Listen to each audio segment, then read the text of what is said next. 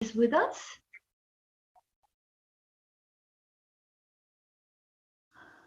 Yes, ma'am, I'm here. You're here. Okay, okay. Wonderful to see you tonight. Thank you. Well, first of all the participants who are with us tonight, most welcome.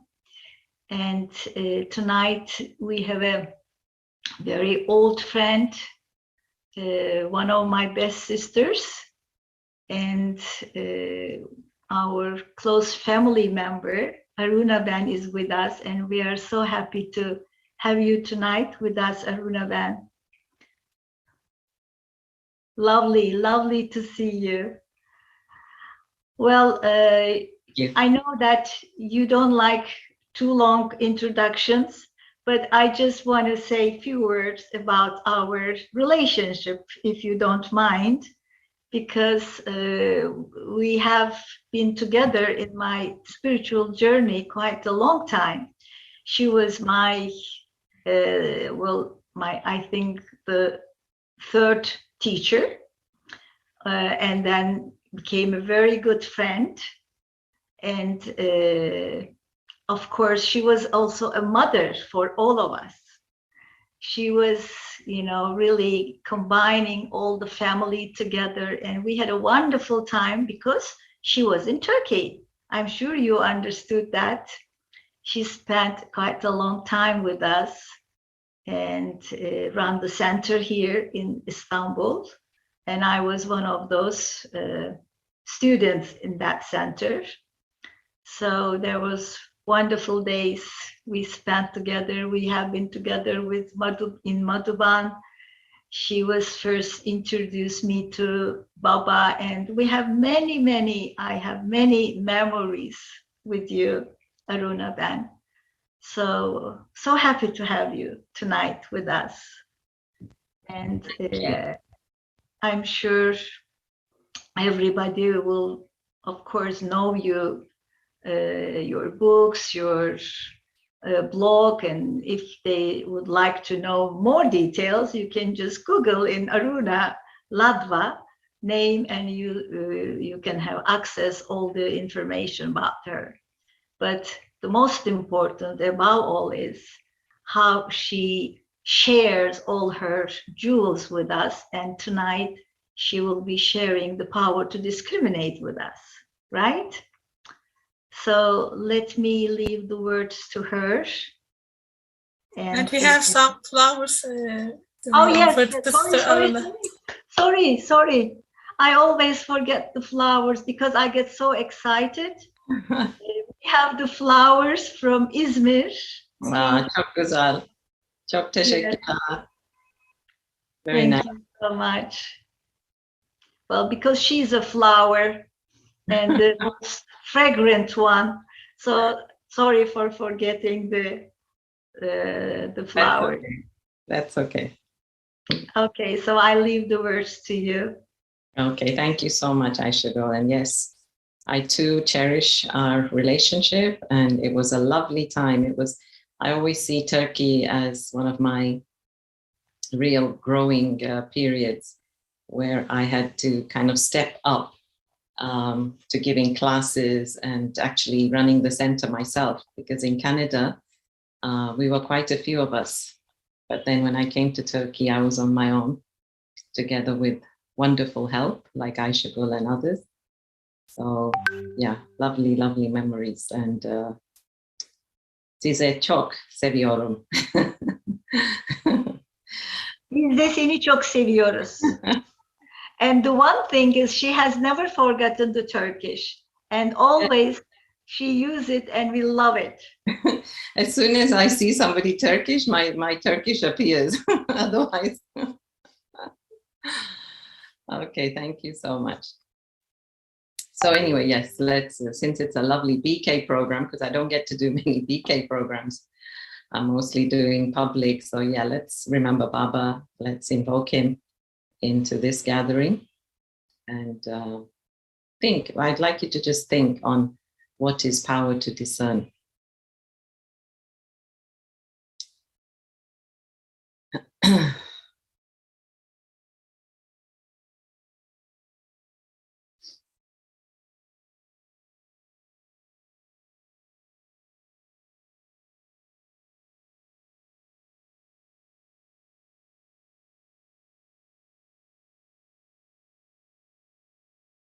Right,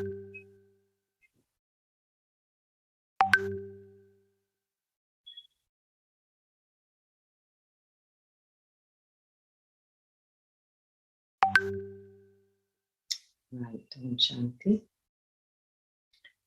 So yeah, feel free to show me a few of your faces. I can only see 2 or 3. So if you'd like to turn on your camera, thank you. It's always nice to talk to, yeah, see, such lovely smiles. And why wouldn't you show your smile, right?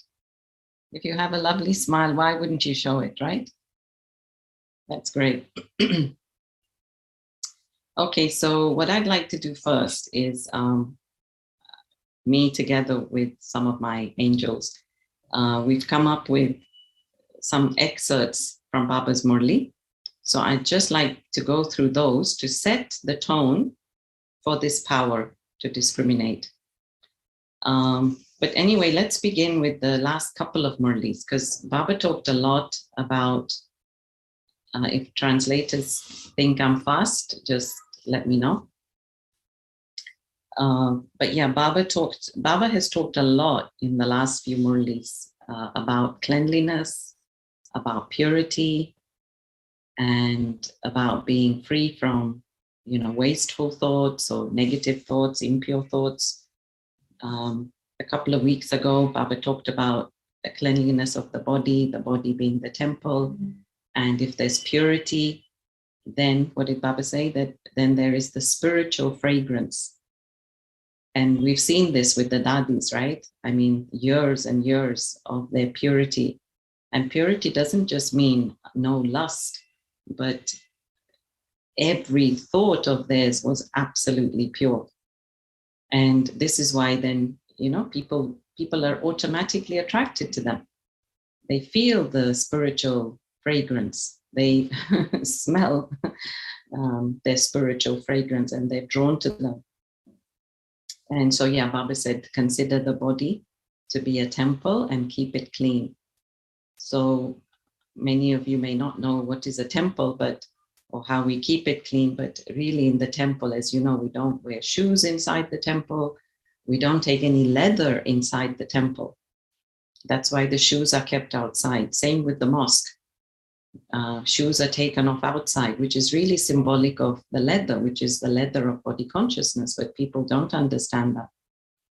And so leather of the ego, we have to leave our ego at the door before we enter to meet God. This is why, we go in with a pure heart, we go in with a clean heart, we go in with an innocent heart. Because if I think I know everything, then how can God teach me? So I have to go in front of God with a clean, pure heart, clean, pure mind. Then Baba talked about cleanliness of the mind. And Baba said, yes, no impure thoughts. And Baba said, it has to be man manabhav. We have to have only one focus, only the remembrance of the one. Because again, if there's more than one, then there is conflict, there is duality. And it's difficult for me to choose, which I'll come to later.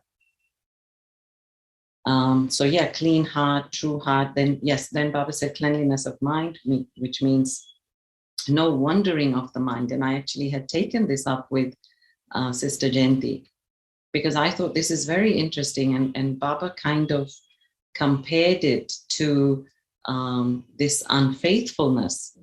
Like as soon as I become subservient to somebody else or something else, then I'm not faithful to God. And this means, like, even if I think that something else can give me more happiness, something else can give me more pleasure, that is also like being unfaithful to God. Because on the one hand, we say Baba has everything, Baba's giving us everything. So then why my intellect is pulled somewhere else? Why do I think something else can comfort me more? So whether it is food, whether it is people, whether it is seeing, sightseeing or shopping or anything like that. So this is, where well, this is how I understood it. The wandering of the mind means there's no cleanliness, where the mind still thinks, oh, something else out there can give me pleasure. Then Baba talked about clean, pure heart. And Baba said, if you do seva, it has to be done with that very pure, selfless motive, because if it's not, you know, so when I'm doing seva, right, imagine you're serving a soul. This soul comes to you for gyan. This soul comes to you for peace. This soul comes to you for love, for shanti, all these things. And then at the end of the lesson, you say, you know what, I'm a bit unemployed. Do you know anybody who has a job? What is the soul going to leave with as their last thought? That, oh, I should help this person find them a job, right? That's the last thought they're going to go with. Or anything else, any question you ask them, oh, do you know where I can find this? And they will, you know, start thinking about how they can help you. Even if it's, oh, do you know where I can buy a notebook or anything? Do you know where I can buy the best, whatever, carrots, anything? You know, and that's the last thought they leave with. And we have engaged their mind in something that we want. And so literally, like, we want nothing. We want nothing. When we serve with a true heart and not to, you know, want anything from them. And then we have relationships. And I found this very interesting in that Murli, where Baba said, you know, clean relationships is where there is contentment in relationships. And again, just think about it deeply. If I'm content with someone, then there's no conflict. You know, if I'm content, if I'm happy with them, if I don't want them any different, if I don't want to fix them, if I don't want to change them, then I'm happy. And so then I'm content. So this is what Baba was saying, that, you know, when we have good relations with people, we are content and they are content. So this is, again, another very deep point that Baba is saying. As soon as, again, I want something from them, it makes the relationship so ugly. And this is why relationships don't work these days, because everybody's wanting something. Each one signs a contract that you will make me happy and I will make you happy. But that doesn't happen. Because if one is not happy, if one is not full, then they're forever trying to fill, and therefore they cannot give. Because first you say, no, let me become full first, then I will give. So everybody's just busy trying to become full, which of course can never happen, you know, without Baba. And then in this discernment, Murli, Baba said that people do not know how to discriminate between the pebbles and the pearls. And again, he tied that in with purity, right? That's what I'm saying. It's all connected with purity. And Baba's saying that they won't have the power to imbibe. So this is what I was thinking, that cooperative souls can also discern, but they cannot decide. Yes, Sayogi Atma. Sayogi Atma are cooperative souls. They can discern, but they cannot decide which way to go. Shall I follow? Shall I not follow? Shall I come to class? Shall I not come to class? Shall I surrender? Shall I sacrifice? But yogi souls decide. And that's what Baba emphasized in that Murli. The holy swans have these two powers, ability to discern and the ability to decide. So actually, discernment is not complete unless a decision is made. Think about it. Discernment is not complete until a decision is made. And I can tell you from my own experience, when I was first coming, of course, I loved everything. I came very young in Gyan, as you know, and I loved everything. But, you know, you want to be a bit here and a bit there. You want to be with Baba, but you want to work a little bit. You want to be with Baba, but you want to go on holiday. You want to be with Baba, but, you know, you want the freedom. You want your space. And so this is the thing, the tug of war. This is the inner conflict then. So now the question to you, why? Why should we discern? We should discern because it stops the conflict. You know, as soon as you discriminate or discern, let's not get into words, but either of the terms, right? We are exchanging each term. So the moment you decide, and all of you did, and that's what Baba said in the Murli, that you were able to discern and decide, and that's what made you a Brahmin. So when I have decided, okay, I've decided want to let go of meat. I want to wake up Amrit Vela. I want to let go of wasting my money. I want to let go of, impure food. I want to, once you decide, right, then there's no conflict. There's no going back. So there's no duality. It's a bit like the person who is a meat eater and they're trying to be a vegetarian. So every time they go into the supermarket and they see the meat, or every time they go to their relatives, Lokik relatives, and they see something, cooked with meat, right? They're going to have this inner tussle. They're going to have this inner conflict. And that's so painful. But you know what? If we just decided and we just did it, we just made it happen, then we don't have the struggle, we don't have the pain. And not only that, but when I decide, I become a master. Think about it. As soon as I've decided and I move on, then I've become the master of that thing. So if, for example, the meat, you decided I'm not eating the meat, you move on, you become a master. It doesn't pull you. It doesn't have a hold over you anymore. It doesn't keep you enslaved anymore. So anyway, we'll talk more about why we should, why we should discriminate. Yeah, that's right. Baba said you took accurate decisions. Yeah.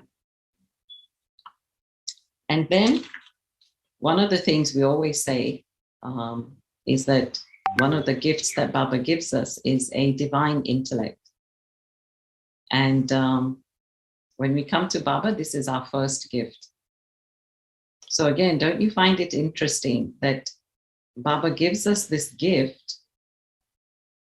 And what is the job of the intellect? Divine intellect, let's call it divine intellect. It's to discriminate.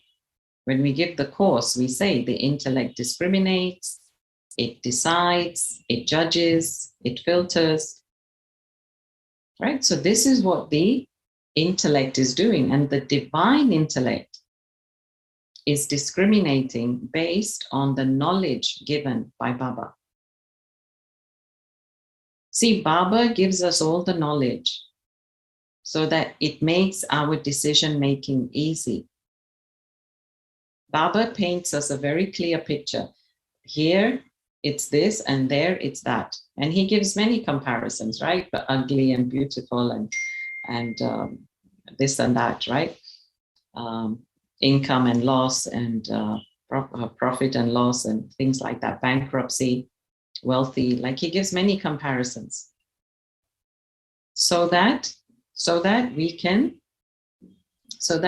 choose. Baba's making it very easy for us to choose. So actually all we need to do is follow the Srimad. All we need to do is listen to Baba and he will guide us and it will make our decision making quite easy. One of the things that makes our decision making easy is a sense of, anyway, no, let me not tell you. Let me tell you the story first, okay? So the story is, and it's of course an Indian story. Apparently it's real. I'm not sure, but it has been said to be given a name. But I'll say generally, okay. Slowly, okay. I'll speak slowly. Okay, so the story is there was an enlightened princess. And this enlightened princess was to marry somebody. But then the marriage was called off. Then there was a prince from another kingdom. And this prince thought, okay, she's free now. I'd love to marry her. So he sent his maid with, some gifts. And he said, take this to her and tell her that I would like to meet her. And of course, basically, praise me, I'm so handsome, I'm so rich, I'm so smart, all this, right? And that's what happened, right? That's what happened. Just a moment. Yeah. And she went and she met with the princess and said all lovely things about this lovely prince. And this princess said, fine, okay, let's set a date and a time. And so that date and time came, and the prince came, and they laughed, they talked. And then she asked him to pour a drink. He poured her a drink, and she drank a bit of the drink, and then she spat back into the glass. And then she said to him, do you love me? And he said, of course, of course. And she said, do you really love me? Do you really want to marry me? And he said, of course, of course. And she said, well, drink this now then. He said, no, what? I can't drink that. And she said, why not? But you said you love me, no? And he said, yes, but she said, why not?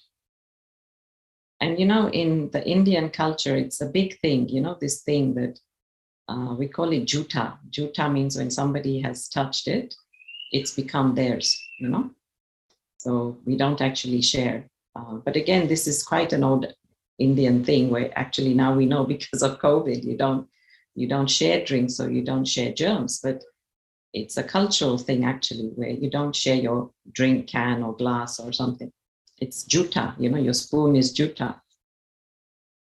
So she said to him, why? Because this is juta, And he said, yes. And she said, but I am also juta. Because she was meant to be, betrothed, like engaged to marry somebody else. Somebody else had already put his eyes on her. So she said, but I'm also juta. So why do you want me? I've already been taken. And this opened his eyes. And as I said in the beginning, she was an enlightened princess. And so she said, look at this world and look at this body, and you're getting trapped in this. And what is this? It's all fake, it's false. And then that's what, made him want to become a renunciate, a sage. And so this is the story. And so what I'm trying to explain is when we are disgusted, it's also easy to discriminate.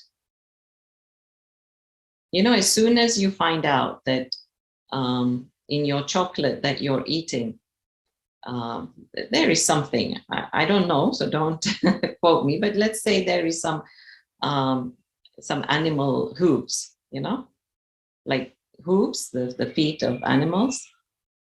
Or in some other food, there is the intestine of some other animal, or the gut. We talk about, what is it?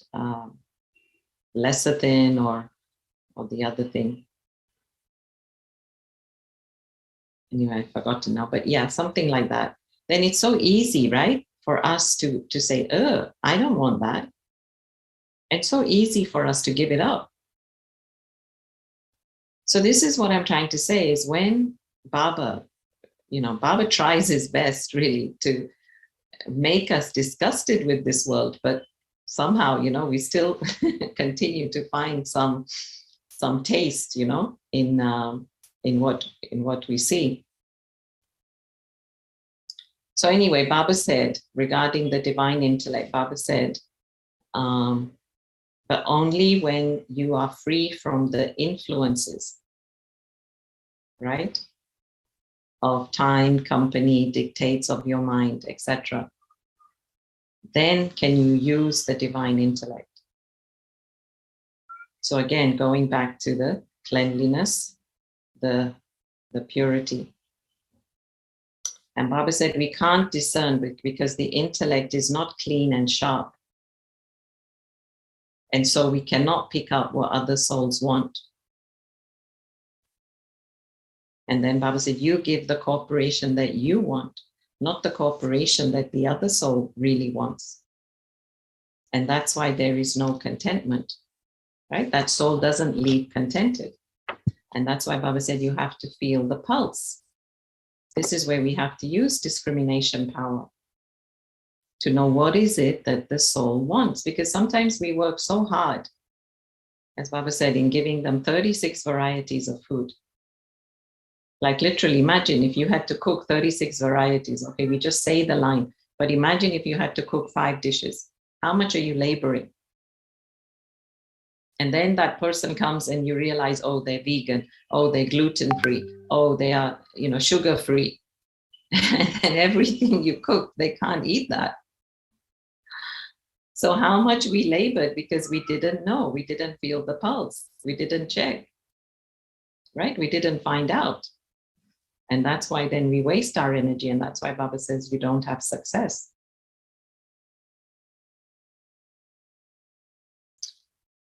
Okay, so these few points now are from past Avyak Murlis, right? Not the recent ones. So Baba says, Parakne ki shakti ke liye buddhi saaf chahiye, right? In order to discriminate, have the power to discriminate, you need the intellect to be very clean. You need to be able to put a brake on the intellect. Like the brakes of the soul or the mind have to be well oiled that we can put the brake when we want. Then Baba says if mind and buddhi are powerful, they have a powerful brake, then you have the power to mold, be flexible. And then another Murli Baba said, to discern is like being a Jyotish. Jyotish is an astrologer, one who can see into the future. And Baba said, why is it important to see into the future? So that you cannot be fooled. Because Baba said there will be many types of souls that will come to test you. Baba said in another Murli, stop your buddhi from waste thoughts. Just be engaged in the one task, in the one stage, and in the one taste, ekras, like in the experience of one. Then you can discern. The one who has many thoughts, they can mix their thoughts in the decision-making process. Right? The one who has many thoughts can mix them in the decision-making process. And that's why Baba said, just remember the one. If the buddhi goes in other directions, they cannot have the power to make a good decision. Waste thoughts make you tired. A tired soul cannot discriminate. Just think about your experience, right? When you're really tired, you can't think. We say we can't think, but what we really mean is we're thinking a lot, but we can't decide. We can't choose. It's not just physical tiredness, but mental tiredness, because we're thinking too much. So Baba says there is a difference in the level of discrimination. All day, if there are waste thoughts and the feeling of tiredness, there cannot be discrimination, and therefore you cannot be victorious. Learn to stop waste thoughts in a second, like the military. And then Baba explained how the military always have their bags ready. The military, I mean, they're always ready to go at one command, like the fire brigade. As soon as they hear the bell, they have to run. And so Baba says, be ever ready with your luggage of thoughts. That's literally what Baba said, be ever ready with your luggage of thoughts. And then another nice excerpt from Avyak Murli. Baba said that as is our discrimination, Baba said, as our discrimination power increases, we will be able to assess others easily. Like assess, check them out, like kind of know where they're coming from. So Baba said it's easy to assess based on their sanskars, their speech, their activity. This is very easy. But Baba said you should be able, even if you're far, to assess them with your thoughts. Like you should be able to discriminate with your thoughts, even if you are far from this person. And assess them not just as in this Murli, that you give them something, but you also know where they are coming from, with what motive they are coming to you. And so these powers are powers that we're going to need, right, as we move forward, right, into the future, because we don't know what's coming. Then Baba said in another Murli, that because we don't have discrimination power, parakne ki shakti parikshaon mein fail ho jate hai. Means if we don't have this power to discriminate, then we fail in the tests, we fail in the exam. So Baba's rhyming these words, parakne ki shakti and pariksha, which is tests. So these were some excerpts from, literally Baba's words from the Murli. Yeah, so as I was saying, why is it important to discriminate?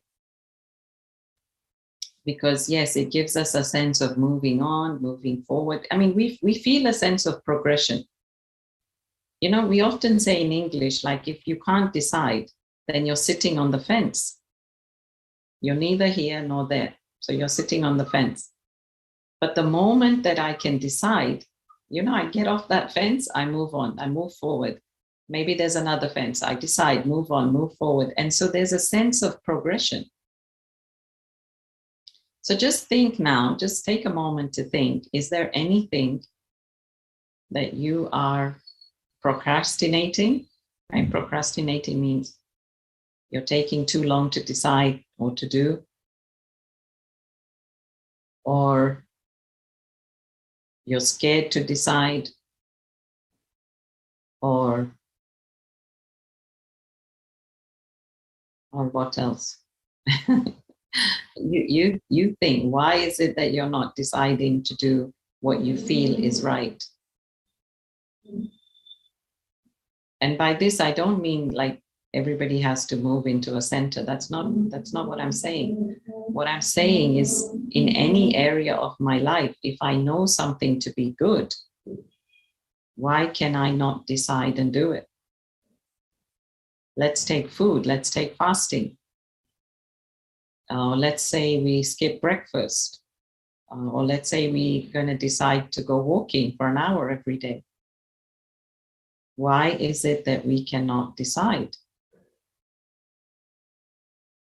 We think about it, right? We've discerned it. We know it's a good thing for us. We know it's a good thing to do, but we don't do it. Yeah, so I'd like you to just come up with one thing in your mind. Just keep it there in your mind.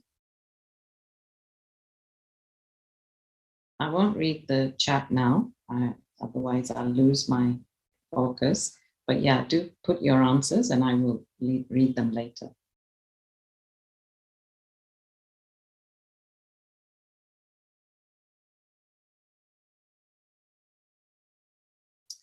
Also, why we would decide is because we really do want to be a master of ourselves. And here I have another story of Swami Vivekananda. And this was before, Swami Vivekananda, he became very famous when he went to Chicago in the 18th century, I think, 19th century, yeah. And no, now we're in the 18th century. Sorry about that. Anyway, many years ago, he went to Chicago when many Indians hadn't gone, and he gave a speech in Parliament, and it was about Hinduism, and everybody fell in love with Hinduism. So they always look up to him for that. But anyway, he went on to become like a guru, very famous, very wise, learned person. But before he did this, he was smart at school, but he wasn't sure what to do. He thought, should he be a sannyasi and stay at home? Or should he, leave everything and go and stay in the Himalayas? And he's from Kerala, South India. And so he went swimming and landed up in some island. And he meditated there on the island all the rest of that day and the night. And then in the morning, he had his decision. And the decision was that he wants to leave everything and become this sannyasi and not live like a sannyasi in the city, but step away. So the point being that sometimes, we need to find our time, our space to, take that decision. And I'm telling you, the decision is not going to happen in the middle of noise and hustle and bustle and, many things like this. We need quiet time, we need space. And as I said, we need to know what would be the benefit of if I decide to do this. How am I going to gain from this? I think this has always helped me when I know the benefit of doing this. And this is human nature. The human nature is it will not do something unless it gains something from it. So I have to write down what is going to be the benefit if I choose to take this step. And then you've got your whole self involved. You've got your whole self on board. You're inspiring your heart. You're inspiring your will, your motivation, enthusiasm, everything. And then everything helps you to accomplish that. This is the point. But if I've not thought it through, if I've not sat with myself, if I've not sat with Baba,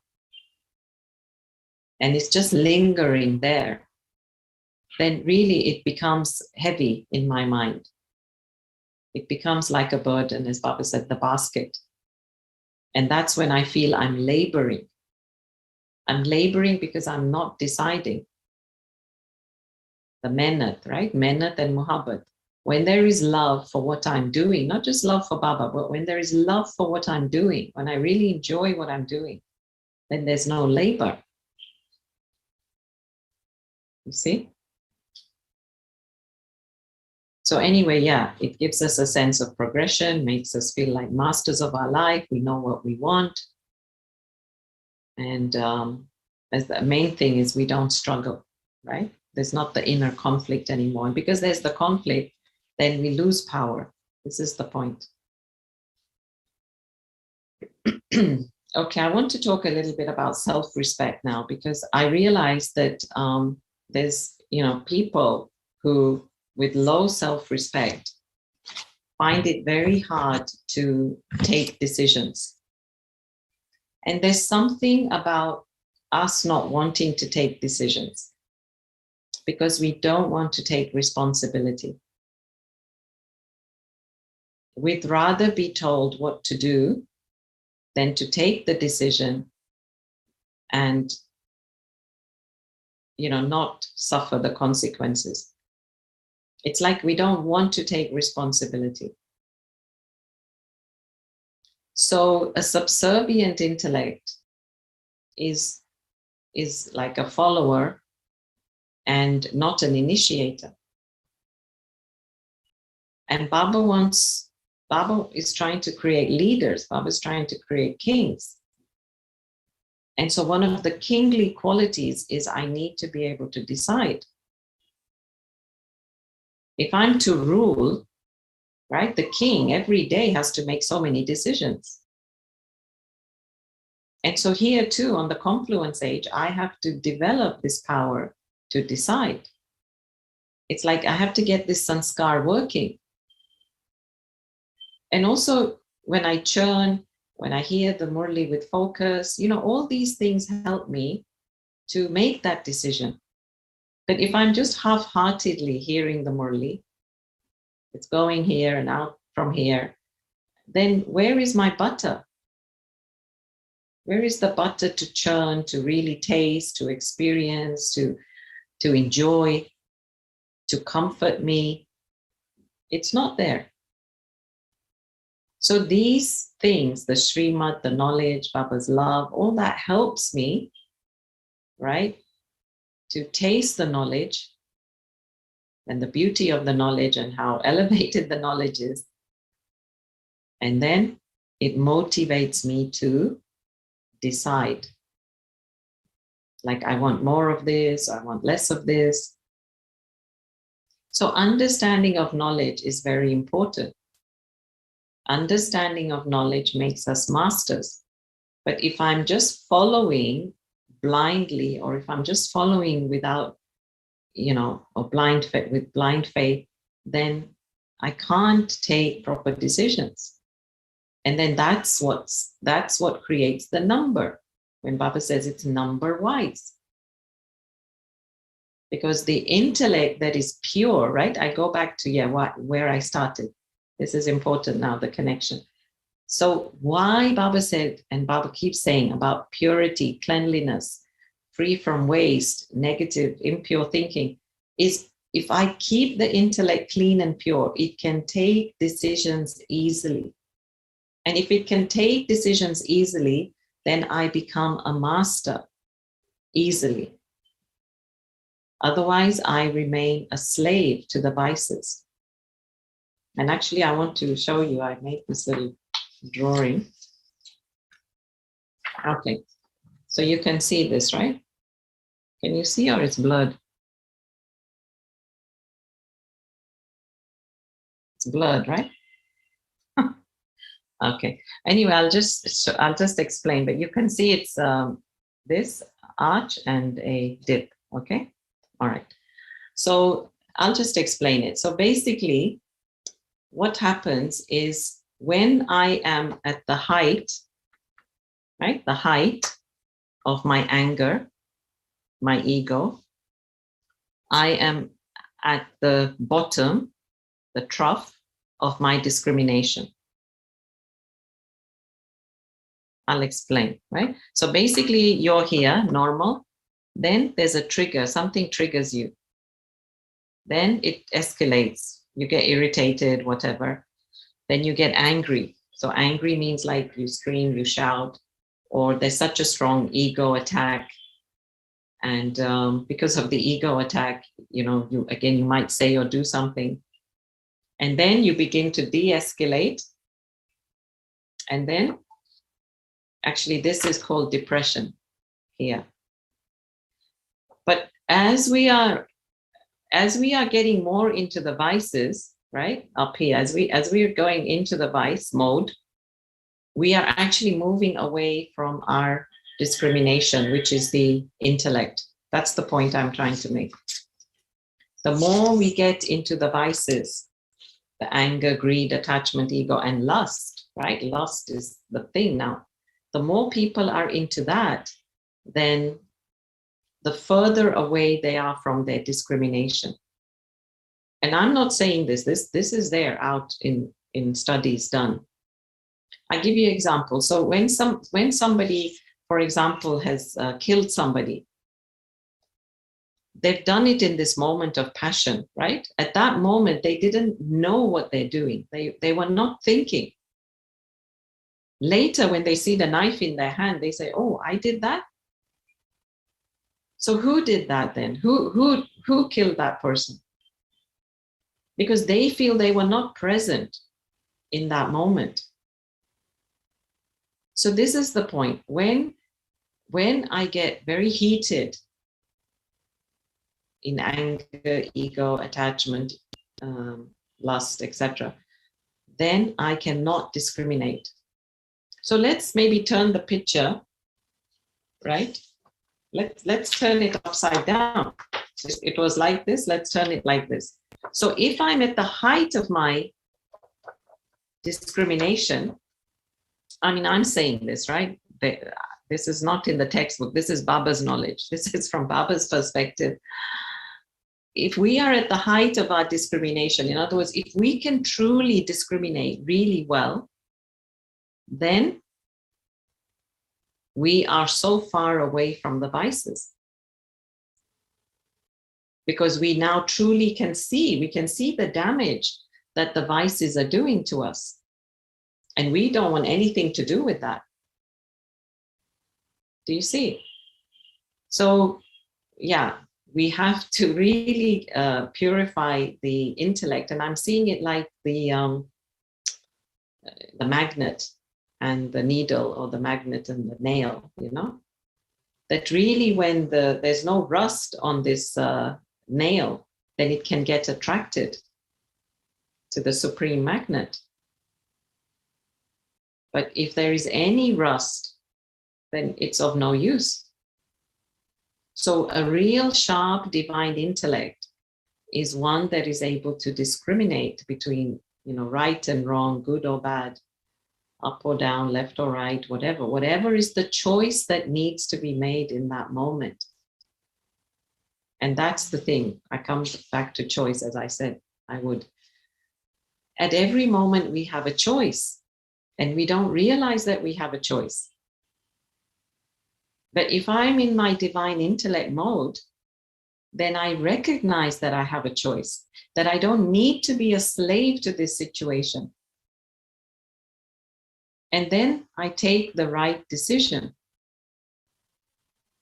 But because I'm not in divine intellect mode, I'm in ordinary mode, or I'm in body conscious mode, I forget that, you know what, I have a choice.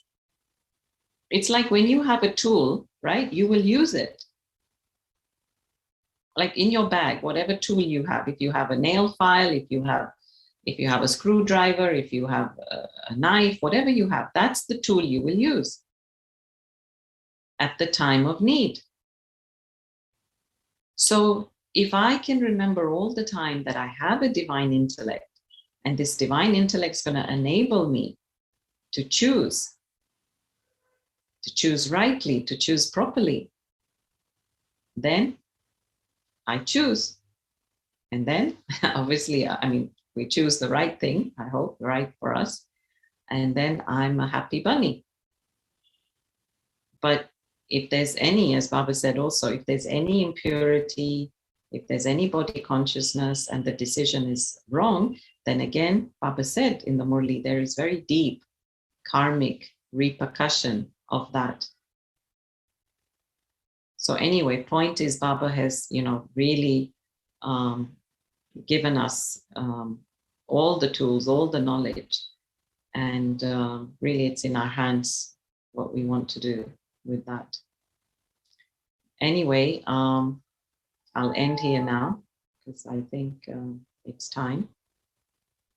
Yeah, just one other point, that really to be a good discerner, I have to be detached. Because if I'm biased, then I cannot take a good decision. So I have to be neutral, right? Not biased. Bias means I favor somebody. Bias means I have a preference. Right? So I like this student, So I always listen to what this student says, even though they might be wrong. I don't know, right? But because I like them, I assume that they are right, even though the other one is right.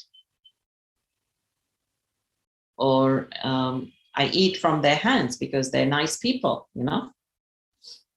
But then maybe they're not pure. We don't know. So anyway, point is that if there's a bias, if there's a preference, then I discriminate based on that. And again, that could lead to something else, not victory, not success. And so that's why Baba is saying we have to really be detached when we discern. So thank you. Yeah, I'm happy to take some questions. I think Sister Neshe is there. Hello, Aruna. So nice to see you again. Thank you for this very insightful talk, which is really step by step how to make the discernment and the decision afterwards. And I really like this point. Discernment is not complete until a decision is made. So true. And there's always the struggle in between, as you mentioned. There is one question there, but it's not about discernment, it's about your bio. So maybe until people write their questions in the chat, I can ask you one.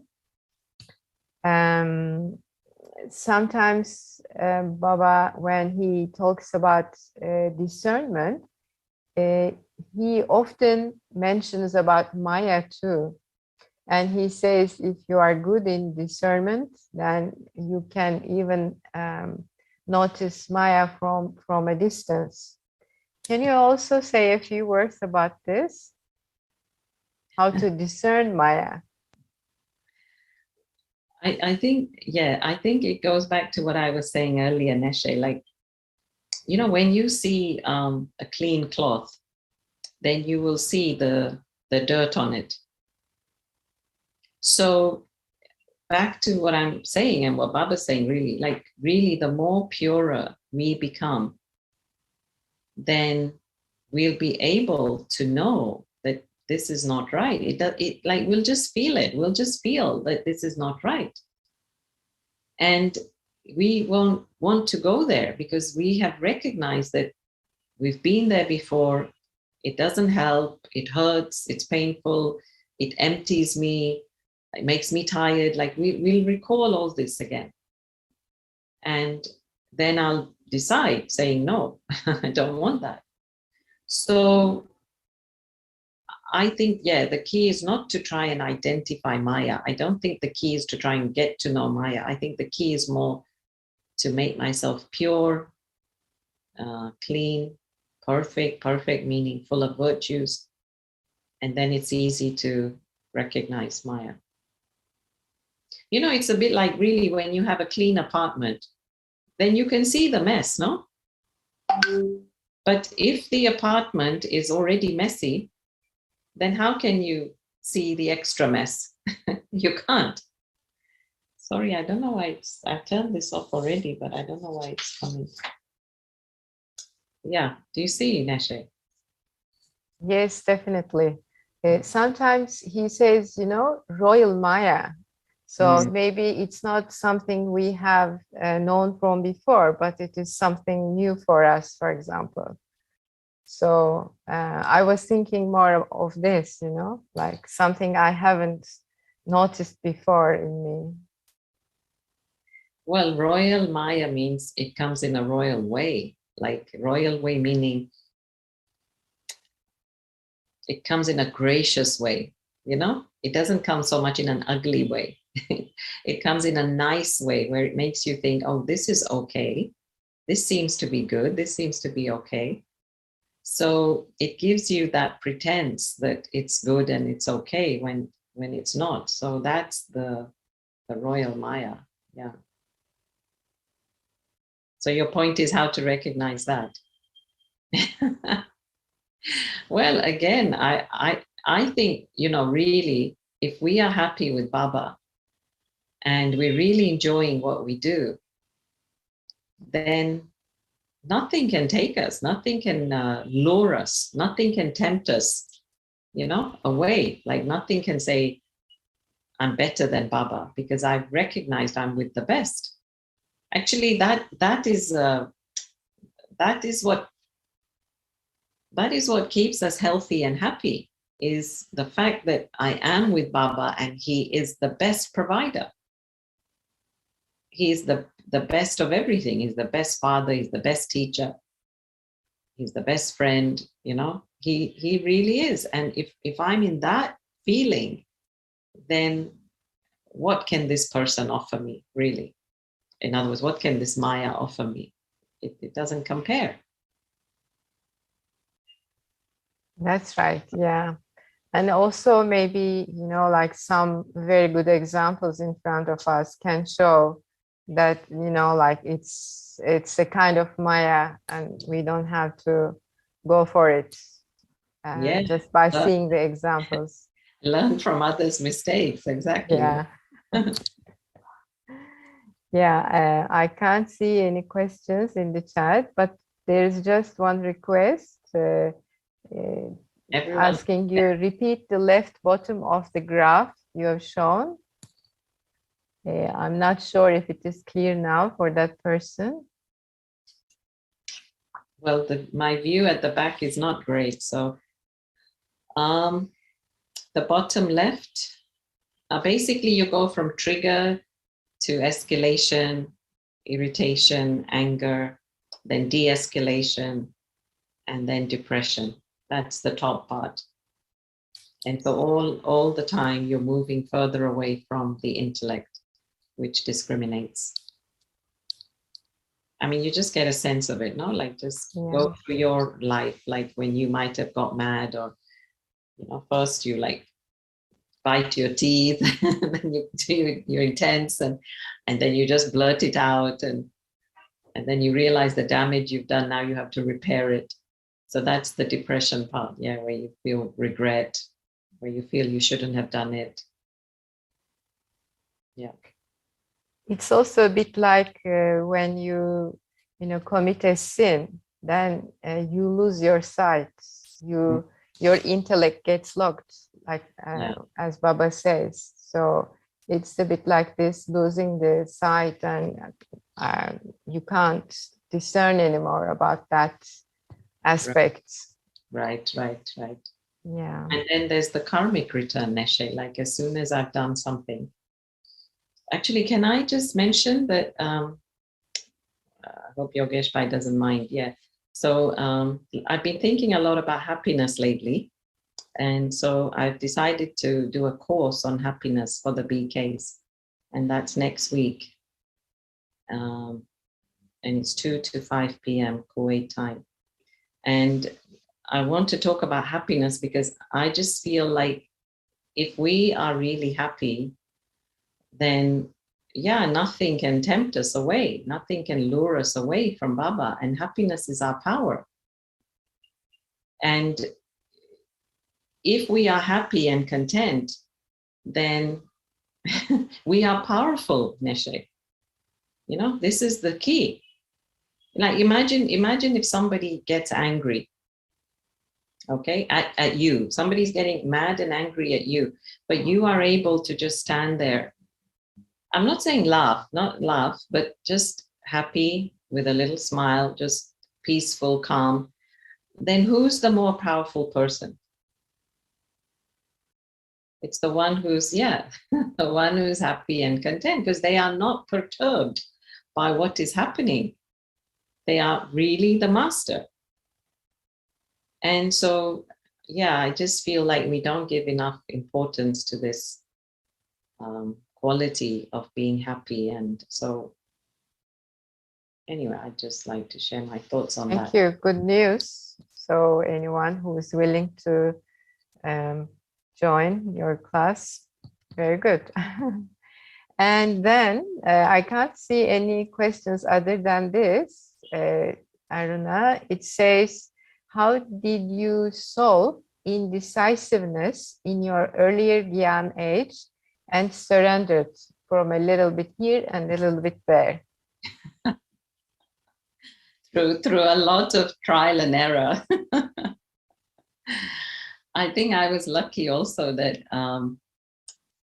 one, I really, had Dadi Jentiben as my teachers, friends. I don't know, just something kept pulling me back to that London main center.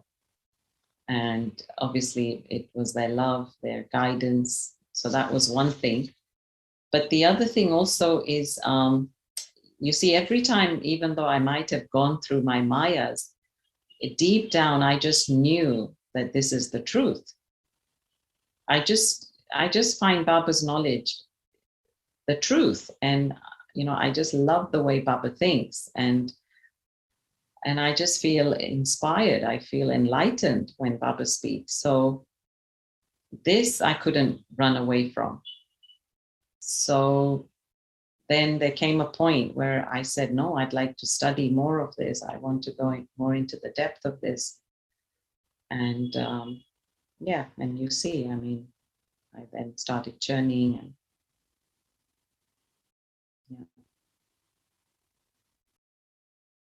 So, magnetic power of the truth. Yeah. There is a question here. Discernment comes from the soul. What does it mean? I don't know. Maybe they can, explain more about the question. Maybe they're asking who decides, right? Maybe that's the question. So, we say that it's, the intellect. So intellect is in the soul. So, the intellect will decide, but on what basis will the intellect decide? That's another thing. So, of course, it will decide on the basis of its values, on the basis of its karma, on the basis of its sanskars.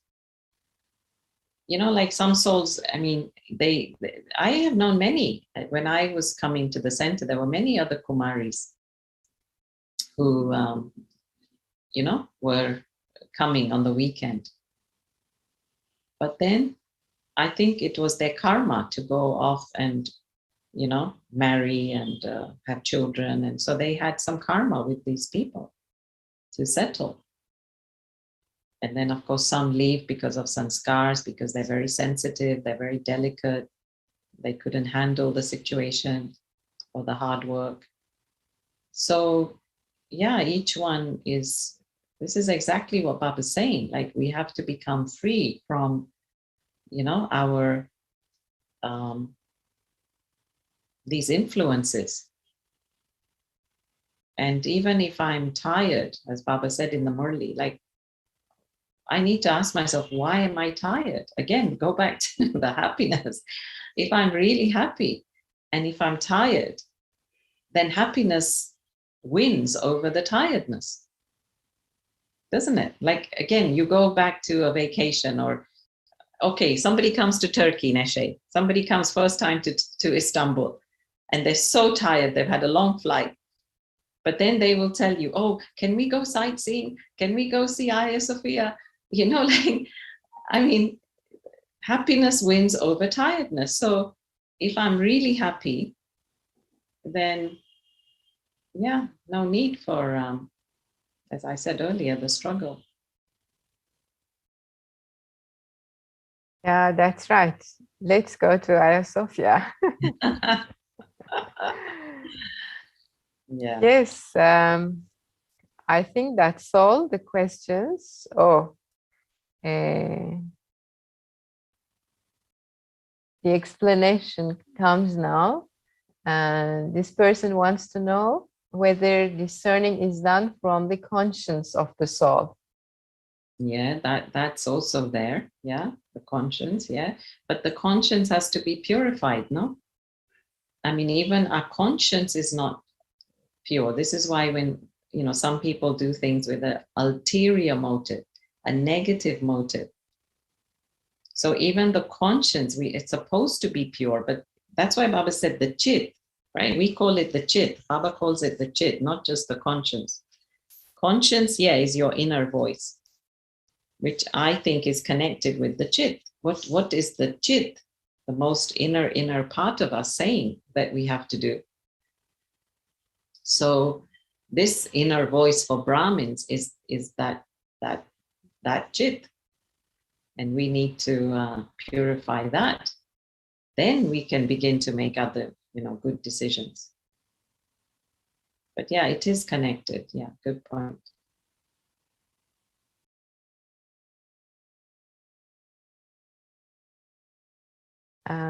So I think questions are coming more now, but our time is up. It's already 8:37. I don't know if you have time for one more question, Aruna. You can just take that and finish there. Yeah, you can take that. Yes. Somebody is asking what is the chit, and someone is asking for someone in depression, is anger a progress? So maybe you may choose to answer whichever one you like, Aruna. What is the second question? Somebody is angry. For someone who is in depression, is anger a progress?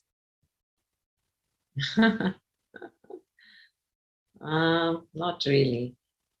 I mean, we understand not really. Maybe in the medical field, they would think this person is, getting back to their emotions. But for us, no, because that's not the direction, no, we want them to go in. We want them to find themselves. We want them to be comfortable with themselves. So that is progression. So the real emotion that they need to feel is self-love. When you feel self-love, that's the only thing that can pull you out of this depression. And what is the chit? Chit, well, as I said, really, it's the core of our being. And it's what drives us, really. It's that living conscious, it's the soul, but it's the original part of the soul, let's say. And we are driven by that because each soul has a chit, but each soul has its own, in a way, DNA. And so we're driven by that, which makes us do what we do, right? Because of what's inside. Because I'm pulled to those values, because I'm pulled to that beauty, because it's what's inside. That's why I'm pulled to those things. Why do I like honest people? Because I like honesty. Why do I like cool and calm people? Because I like the quality, right? I feel it. I feel, oh, I'd like to be like this person. Why am I attracted to smart people? Oh, I wish I was intelligent. So I'm attracted to something because in a way, I feel it.